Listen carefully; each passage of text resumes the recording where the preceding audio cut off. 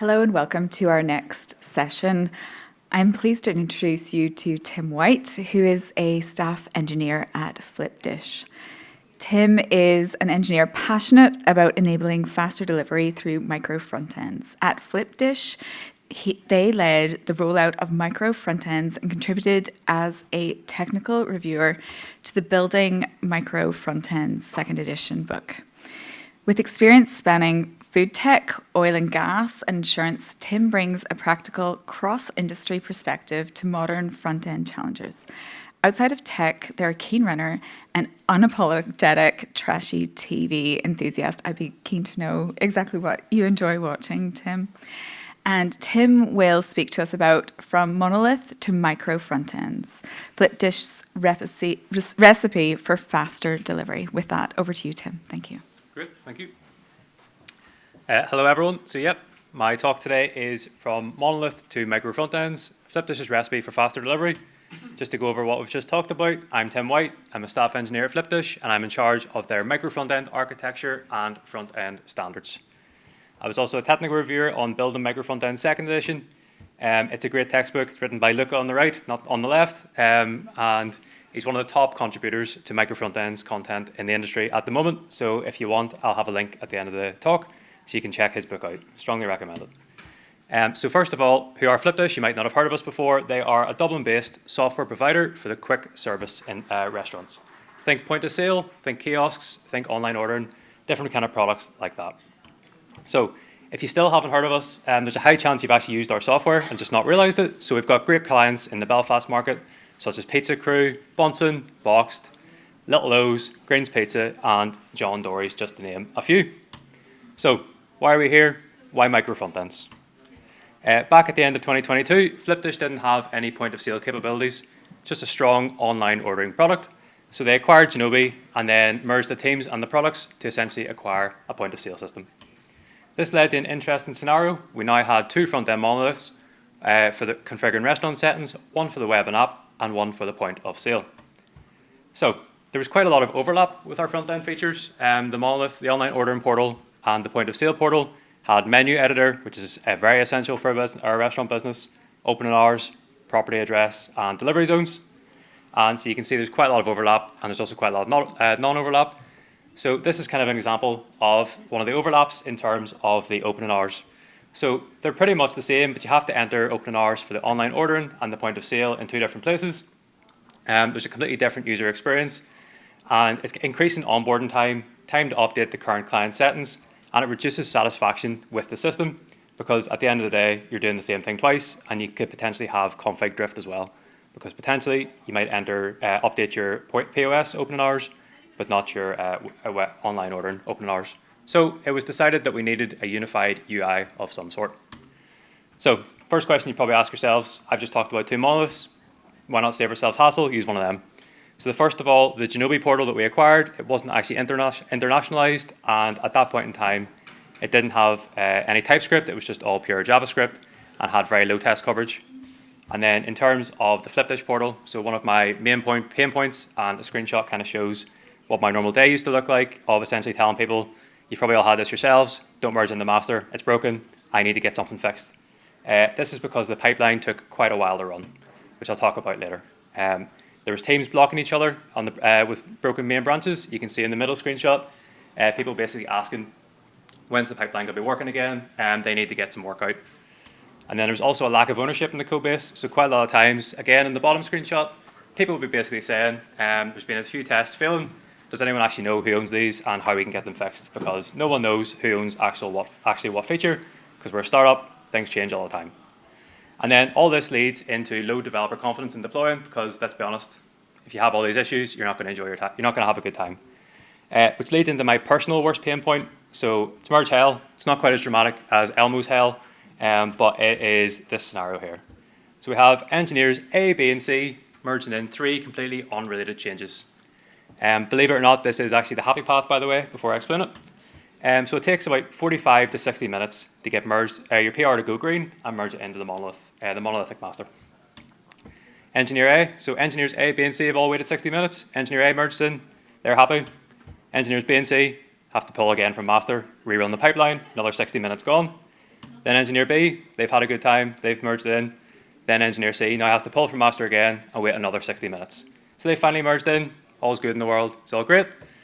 Another 60 minutes to actually get released to production. So that's 2 hours on the happy path if you don't have any of the problems I previously showed you about broken tests, about flaking, anything like that.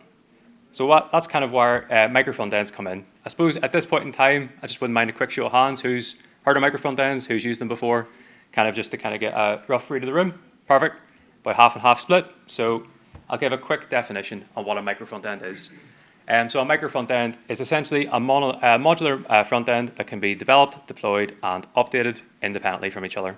And from the end-user experience perspective, there should be no real difference. Like, you can't tell that they're micro-frontends. Great example here is booking.com. Everyone's probably used it. It's actually composed of several micro-frontends, and it's quite cool because you can just check in the DOM, and you can find a div, as you can see here, with a data test ID of suffix of micro-frontend, which shows you actually where the micro-frontend boundaries are. So it's pretty cool. They're actually all around us, so you can definitely check out for that next time you're online. And just for this talk, this approach works for single-page applications, server-side rendered applications, but in the context of this talk, it's going to be about single-page applications because that's what our Flipdish portal is built with. So that kind of led into deciding our architecture. We decided we wanted micro-frontends, but how are we actually going to do this? So we go for the approach with booking.com, which is called horizontal micro-frontends, where there's multiple micro-frontends on the same page. It's a lot more complex because you have to handle communication between micro-frontends, so it's suited to larger organizations. And then on the right is one micro-frontend per URL. So if you're playing buzzword bingo, domain-driven development, domain boundaries, so it's less granular for smaller organizations. So for Flipdish's case, we have 50 people in engineering, so you don't want to have millions of micro-frontend apps all communicating with each other, because that's going to be another pain point, and I can do a talk next year about how that would be a nightmare too. So with this approach, there's less apps to maintain, and there's still strong ownership within the domain. And just a quick sneak peek on what our actual production app looks like. This is just one of the micro-frontends, and you can see our monolith is the navigation in red on the host, and then in blue is actually the menu micro-frontend. And for our end users, they can't tell there's a difference, but they're actually 2 entirely separate pipelines. So the monolith can break all at once. We can release as much as possible on the menu editor. So it kind of leads to the question of, if production releases could go from 2 hours to 15 minutes, would you be likely to switch? Well, that's what we did, and let's see how that would look. So you kind of go from merge hell on the left to happy days on the right. So it's the ideal state. Every engineer is essentially responsible for their own destiny. You can see here, it goes from 60 minutes to get into master and then release to production, another 60 minutes, down to just 14 minutes. So it's far faster. And the benefits kind of get shown here because you have 3 separate pipelines. So you go from pipelines take a long time to run, to pipelines only run tests for its own domain and its own build, which means that as time goes on, the time it takes to run test, time it takes to run build is going to increase slower because there's less code actually going into the code base versus the monolith, where we did do an effort to reduce the runtime on the monolithic build, monolithic tests, but as time goes on, more code goes in, naturally it increases. You go from teams blocking each other with a broken main branch into teams can deploy independently, and you go from a lack of ownership in the code base to we now know exactly which team owns what feature, and also teams own their own observability. And you go from low developer confidence in deploying to deploy should be lighter, faster, and lower risk. So in terms of lower risk, now if you break a micro-frontend, it only breaks that micro-frontend because we use error boundaries. So error boundaries catch the error, and then means you can use the rest of the application and display a fallback just for that micro-frontend. So it's pretty good, pretty responsive. And I promise that these screenshots are not just me sending these to myself. You do actually want your organization and your team to feel these pain points so that they're actually keen to adopt micro-frontends, because it's a different way of working. It's not just a technical change, it's very much an organizational change too. And its success is based on adoption. So yeah, you want people kind of pushing for micro-frontends within the team. So I've kind of talked a lot about our motivations and our pain points for introducing micro-frontends, but how do we actually do this? So in terms of migrating a legacy application to micro-frontends, did we do all of our features in one big bang? What do you think? Go well? No? To talk about that, I have to explain what this tree is. So this tree is a strangler fig tree. So it's a tree which gradually encases and kills the host. Bear with me here, still on micro-frontend talk. It's called the strangler fig pattern, and it's what we used at Flipdish. So you incrementally rewrite small parts of our monolith until eventually the monolith just becomes a host. And our first menu editor was kind of a learning opportunity for what we did with this architecture.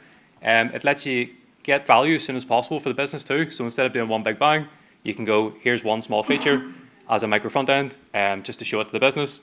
It's lower risk, there's no big bangs, and we actually use feature flags to incrementally roll out this on a restaurant by restaurant basis.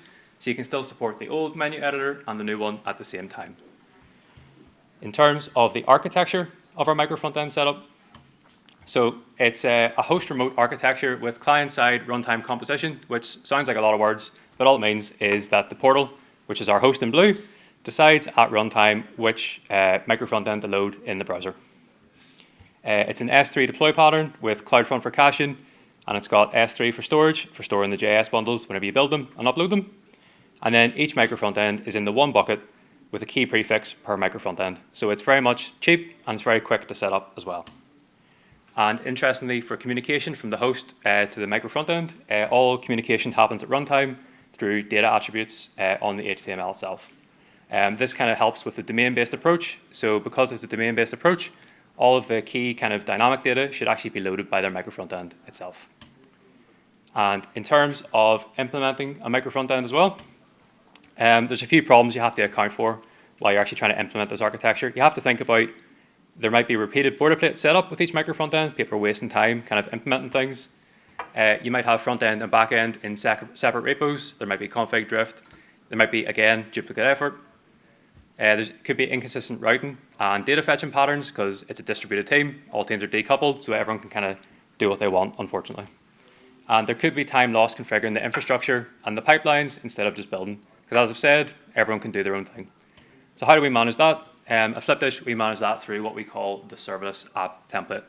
So this is a domain-based repo. It's got a React and Vite setup, and it's got a serverless backend. It has GitHub Actions for the CI/CD, and it sets common standards for front-end patterns. So we get all this by default. You basically just clone the template, you run pnpm bootstrap, and it does a replacement for all of the common like core strings. So you get all of your like CI/CD set up pretty much immediately. You can go from 0 to in production very quickly. All we have to do in actually our host is set up a route for the host, and the template handles the rest of the boilerplate for us. It also sets up a script for mounting and unmounting our application. Believe it or not, we did kind of roll up our own micro front-end tooling, because at that point in time, Module Federation v1 didn't actually support Vite, but now Module Federation v2 does. So I definitely recommend doing a library so you can avoid a lot of pain points and a lot of like manually rolling your own frameworks. I did mention a bit about serverless backend. There is a sister talk to this done by our principal engineer, Marco Morin, which I strongly recommend. If you take a photo of that QR code, you'll actually get a link to that to YouTube. It's a great talk, kind of covers the monolithic backend. So we kind of had a lot of change at Flipdish, as you can imagine, with monolithic backends and monolithic front ends too. Yeah, give you a second just to take photos. Perfect. And our favorite thing, cookies. So cookies are a good thing to talk about in implementation. You want to create a micro front end. You don't want to have to sign in every time you load the app because that'll be a nightmare. So our micro front ends are actually loaded in the same runtime and same JavaScript context as the host. So as far as the browser is concerned, it's actually the same application. So what this means is this saves us a lot of more complicated kind of token passing. We might have to manually pass tokens to the micro front ends, so it reduces attack vectors because it kind of is already handled by the monolith. And just for security's sake, I always like to point this out. We always have to use HTTP only, secure, same site strict, and set the domain of your cookies, just they're not getting passed off to random third parties, because that would be a nightmare as well. And a good thing to talk about as well, so Flipdish is very heavy on observability. So we have a shared Datadog instance on the application through the window object.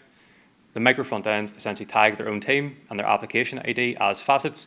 If you're not familiar with what a facet is, it's essentially filtering in Datadog. And this means we get one generic micro front end dashboard essentially for free, and then teams get their setup for free. As all they have to do is basically just select their application name, and they get all the different kind of, you get VR rate, you get average loading time, you also get pipeline stats as well for how your pipeline's doing. You get common failing tests as well, so you can kind of each week review the dashboard, see if there's any pain points with your application, and increase your service health as time goes on. And another good thing about this is you can actually add monitors and alerts on a team-by-team basis. So while technically the data can be at a whole like monolithic level, it's also on a granular team-by-team level as well. So I've been talking for quite a while. Quite a lot's changed. How do we actually manage communication? So I'm a big fan of what's called blogging. So blogging is an internal blogging tool that Flipdish uses quite heavily. In the background, you can see my War and Peace. It's about the initial release of Micro-Frontends. It gave you a background similar to this talk, and also gave you an entire run guide, kind of like a 0 to production for quickly getting set up. And the screenshot on the right is kind of an internal joke. So every time someone asks me a question about Micro-Frontends, I first of all say, have you read the blog post? And then I'll also offer to help as well. But it prevents people being a single point of failure, because you don't want me to be basically having a day off and no one knowing how this works. Another method is lightweight ADRs. If you take a photo of the screenshot, it actually gives you all the details on ADRs, explained by people much smarter than I am, let's be honest. But just as a bit of context, it essentially gives you like repo level kind of decisions around code structure, testing approaches, observability approaches, and tooling choices. You can have internal repo level documentation. So you put it in like repo in a folder, and you'll have kind of like the context, the decision, and the consequences. It's great kind of for scenarios where someone's added a weird library and you go think to yourself, why have they done that? I need to ask the team. You don't have to anymore. You can just check and you'll see a decision. So you can see if you agree with it, if you disagree with it. It's kind of a pretty good tool for that. And last but not least, we have RFCs. I'm sure you've all heard of RFCs before, but for like driving wider organizational changes and kind of getting decision makers on board, it's good to have a bit of a conversation before you get stuck into Micro-Frontends. It kind of covers like the problem statement, objectives, proposed solutions, all and loads of extra stuff. And it's a good case for environmental changes as shown here, because there's a lot of front end and back end changes, so it requires a lot of pain points and lifting and shifting at Flipdish. So I've talked a lot about communication methods there as well. Just to kind of who this impacts blogging, it's kind of aimed at devs/internal stakeholders. The ADRs, so the architectural decision records, they are aimed at helping onboard new engineers, and even just learning the code base yourself if you're maybe changing a different project for the first time. And then RFCs are just feedback from internal stakeholders before you actually implement your approach. In terms of challenges, what's challenging about introducing this architecture for the first time? A big one is splitting apps by domain. Can lead to grey areas. What this means, sometimes someone might not know where should I put my code, so they'll just bang it straight back into the monolith, and then you'll have a monolith and you'll have a Micro-Frontend covering the same domain, and it gets a bit messy. So it's good to watch out for that. A change in our template has to be replicated across all Micro-Frontend repositories. So essentially, whenever you clone the template, it becomes decoupled from the original one. But it highlights the benefit of the strangler fig pattern, as we know early on what needs to be optimized, what needs to be moved to a shared library, and you only have to update one application instead of having millions or 10 at the same time. So it's kind of a good benefit of the strangler fig. Decoupled teams can lead to variations in coding standards as well. So we kind of acquired the outside company. They were kind of learning TypeScript for the first time. We also had a front end and back end change as well. So we moved from front end, back end only to kind of full stack product engineers, which is quite a common trend these days. So people are coming from .NET to learn TypeScript, so it's quite painful for people, but you can manage that through cursor rules, which I'll talk about next. You can have even internal training. And we also set up a UI library, so you get a lot of great looking UI components without having to actually do it yourself. And it's based on our brand new design system that's been set up by the great design team at Flipdish. And another one that's always good to mention is CSS conflicts, because if you have multiple Micro-Frontends loaded at the same time, you might have styling conflicts, which we manage through CSS and JS, but there's a lot of different ways you can do it, such as CSS modules, all different kind of things like that. So again, I've still been talking for quite a while. After all that time and effort communicating, what was the organizational benefit? So in numbers, we now have 16 Micro-Frontends in production. We have gone from an upper limit on deploys per day of 5 in the monolith to 30 per Micro-Frontend. So you can it's an exponential increase in delivery. We've gone from 120 minutes, if you remember the merge hell, for getting code into production on a happy path, down to 14 minutes, which is pretty cool. And we now have 9 decoupled teams and 1 component library rolled out. So if you haven't guessed, my buzzword for the day has been Micro-Frontends, but I couldn't not talk about the current industry buzzword, which is AI. So how does AI actually impact Micro-Frontends? So as I mentioned, at Flipdish, everyone's encouraged to use Cursor because we're all moving to full stack product engineers. So what Cursor is, if you haven't used it before, it's an AI-powered IDE. It's essentially a fork of VS Code. And we use what's called cursor rules. So cursor rules kind of codify context for telling you how to write good code. So in this case, it kind of enforces what good looks like in terms of Flipdish standards, which is very cool. And we have another cool tool which is separate from Cursor called CodeRabbit. I'm not sure if you've ever heard of it. It is like an AI code reviewer. It can actually read these Cursor rules and give you very specific feedback based on like the current Flipdish standards, which is great. And it's also got a fun bonus. For some reason, they have a weird wee poem. It's the only way I can describe it. It's always rabbit-based as well. So every time you have a PR, you can read a wee rabbit poem while it does very in-depth review comments for you, which is great. So again, what are your takeaways? I apologize for this, but it's before lunch and we're a food company. So what are your takeaways for this? Communication is crucial for successful implementation. The strangler fig pattern helps to reduce risk and delivers value early. You need to prioritize developer experience for scaling architecture. And with ownership comes responsibility. If teams can own the front end, own the back end, own the infra, own the observability, then they'll be a lot more responsible for the code they write. And just as promised, here are some useful links. If you want to chat more about Micro-Frontends, want to ask me questions after this as well, feel free to connect on LinkedIn. I'm always happy to talk about it. And I've also got a link for the Building Micro-Frontends textbook. It's what I use for the first implementation. And it's great for kind of getting you up and running with Micro-Frontends early. I've been Tim White. Thank you for listening.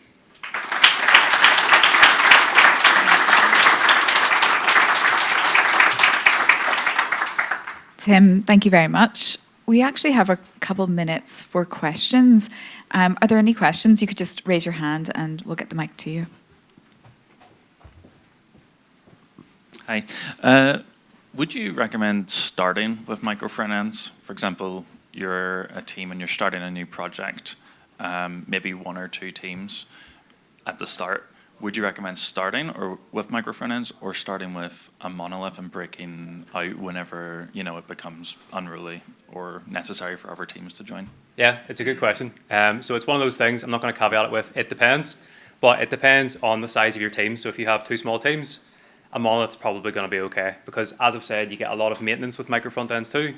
Like you need to kind of manage how you're going to upgrade packages. So if you're upgrading, for example, Material UI, you're doing that across two packages instead of one. So if you don't have pain points, you're not going to get much benefit. But if you are blocking each other, if you need distributed teams, like our teams are based in Europe, based in Karachi, based all over the globe, then you'll definitely benefit. But I would say probably start with a micro-frontend, and then, start with a monolith, and then as problems start to arise, maybe look towards moving towards micro-frontends.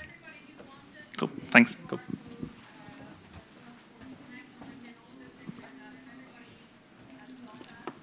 In terms of testing for your micro-frontends, that's pretty understandable. You run your suite of tests after you push your commits. What about the communication between the micro-frontends? How's that? Does that run as part of your process, the communication between micro-frontends, or is that a less regular as part of the testing process? So in terms of the testing, so we have unit tests for kind of individual code. We have integration tests as well. So there's no communication between micro-frontends themselves. It's only just between the host and the remote, purely because we've got like a vertical-based domain kind of approach. So it's like one micro-frontend per URL. But how we actually test that in production is we load our micro-frontends into the host and then kind of run them from there. So they get all the kind of data they have in production. So it's not mocked. It's all kind of ran within the environment of the host, if that makes sense. Thank you. Cool. Hi there, thanks for that. Just thought, do you have human approval for your PRs? We do, yes. Okay. Yeah.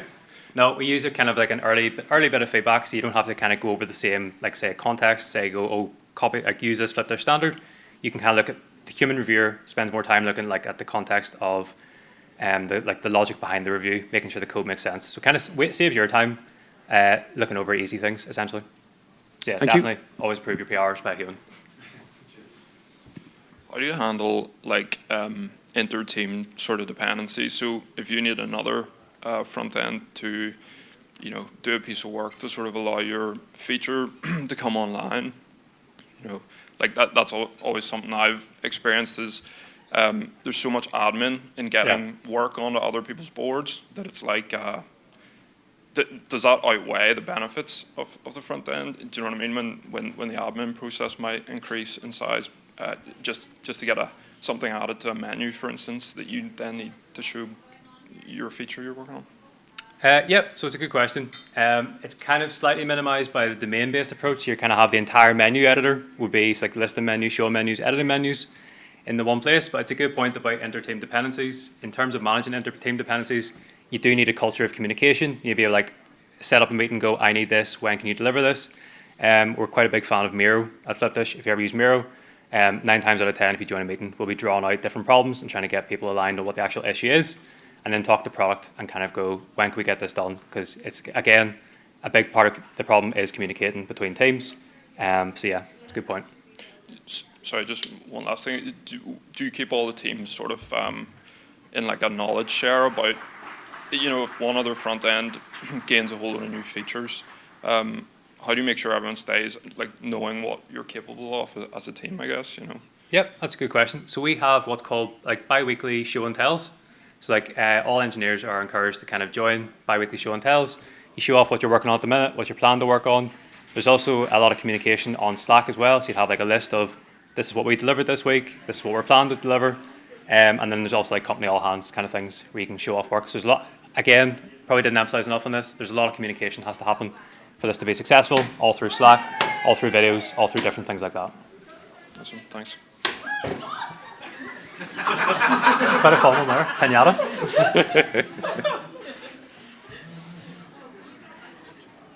Does sound like there's a bit of a party next door, but Tim, can we just thank you? Really appreciate what you've shared. Thank you again. Cool, thank you.